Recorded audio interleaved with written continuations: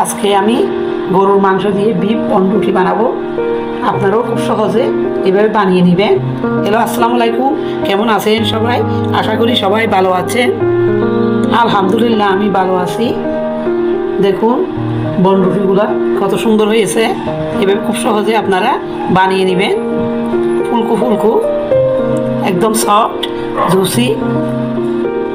দেখুন, এবার যাব মূল রেসিপিতে। রান্না করা মাংস দিয়ে মজার একটা নাস্তা বানাবো। একটা বোলের মধ্যে মজা নিয়ে নিচ্ছি 1.5 কাপ। পরিমাণ মতো লবণ দিয়ে দিচ্ছি, চিনি দিয়ে দিচ্ছি, 1 টেবিল চামচ চিনি দিয়েছি। এবার ডিম দিয়ে দিচ্ছি একটা। এবার এখানে দেব এরকম ইস্ট। এটা সুপার শপে পাওয়া যায়, যে কোনো মুদির দোকানে সুপার শপে এগুলি পেয়ে যাবে। ইস্ট আমি 1 টেবিল চামচ দিয়ে দিয়েছি। এবার মেখে নিব। এখানে কুসুম গরম পানি দিতে হবে। হাতে ধরা যায় এরকম কুসুম পানি লাগবে। এবার ভালো করে মেখে নিব। মেখে একটা ডো রেডি করব। ডোটা আমি মেখে নিয়েছি, এরকমই হবে আটার মতো। ডিম দিলে মাখার সময় এরকমই আটার মতো হয়। এবার একটু তেল দিয়ে ডোটা রেখে দিব রেস্টে। এবার একটু তেল লাগিয়ে নিয়েছি, রেস্টে রেখে দিব 30 মিনিটের জন্য। আমি এখানে গরুর মাংস রান্না করা দিয়ে দিয়েছি। এরকম ছোটো ছোটো টুকরা করে কিমা করে দিব। দেখুন, একটা প্যান দিয়েছি রান্না করার জন্য। 1 টেবিল চামচ রান্না রেগুলার তেল দিয়েছি। আমি এখানে পেঁয়াজ 1/2 কাপ দিয়ে দিচ্ছি। রান্না করা মাংস দিয়ে কিমাটা রেডি করব। কাঁচামরিচ দিয়ে দিচ্ছি পরিমাণ মতো। জালটা আপনাদের পছন্দ মতো দিবেন। একটু বেঁধে নিব যেন কাঁচা গন্ধ না থাকে। পেঁয়াজের আর কাঁচামরিচের যেন কাঁচা গন্ধ না থাকে, ওভাবে আমি 2 মিনিট বেজে নিয়েছি। এবার দিয়ে দিচ্ছি জিরা 1 চা চামচ, দিয়ে দিচ্ছি 1 চা চামচ গরম মশলার গুঁড়া। একটু করে পরিমাণ মতো লবণ দিব। মাংস রান্না করার সময়ও আপনাদের পছন্দ মতো লবণটা দিবেন। একটু বেঁধে নিয়ে মাংসের কিমাতে আমি রেডি করেছি রান্না করা মাংসগুলো আমি দিয়ে দিচ্ছি। মাংসেও কিমা অনুসারে আপনারা পেঁয়াজ, কাঁচামরিচ, গরম মশলা, জিরা সবগুলো দিবেন। আমি এই মাংসের পরিমাণ মতো দিয়েছি। এবার আমি দিয়ে দিব কিছু ধনে পাতা কুচি।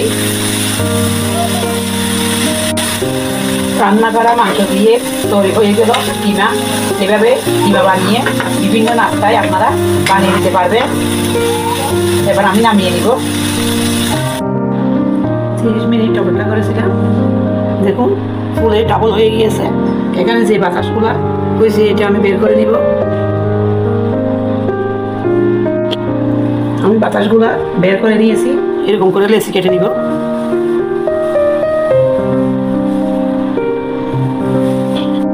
আমি সব লেচি কেটে নিয়েছি। এবার একটা একটা বানিয়ে নিব। একটা এরকম হাতের সাহায্যে একটা প্লেটের মতো করে আমি পুরটা দিব।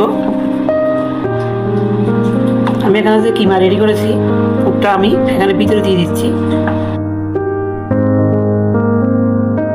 এভাবে আমি বানিয়ে নিব। দেখুন, একটা ছুরির সাহায্যে আমি এরকম দাগ কেটে দিব দেখার সৌন্দর্যের জন্য।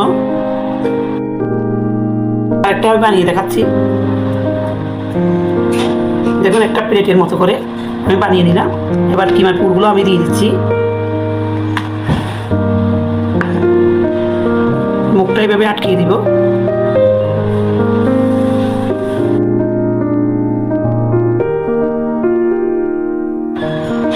এভাবে আপনারা বনরুটিগুলো বানিয়ে নিতে পারেন।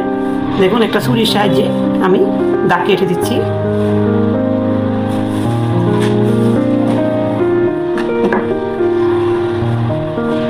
এভাবে করে আমি সব বানিয়ে নিচ্ছি। বাসায় মাংস থাকলে কিমা করে আপনারা খুব সহজে আমার মতো এইভাবে বানিয়ে নিতে পারবেন।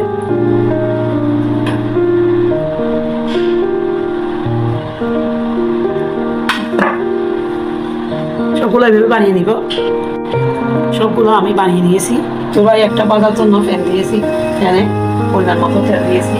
যে বনগুলো আমি বানিয়েছি ওগুলো একটা একটা করে দিয়ে দিচ্ছি। সেটটা বনে আমি দিয়ে দিলাম, এবার বেজে নিব।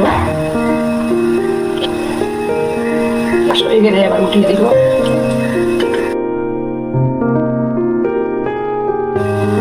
এগুলি ভাজা হয়ে গেছে, এবার উঠিয়ে দিচ্ছি। আমার এই ভিডিও যদি আপনাদের ভালো লাগে লাইক দিবেন, শেয়ার করবেন এবং আমাকে ফলো করবেন। আর ইউটিউব থেকে দেখলে সাবস্ক্রাইব করবেন। সবগুলো আমি উঠিয়ে নিয়ে আর বাকিগুলো আমি ভেজে নিব। বাকিগুলো আমি ভেজে নিচ্ছি। এগুলিও ভাজা হয়ে গিয়েছে, এবার আমি উঠিয়ে নিচ্ছি।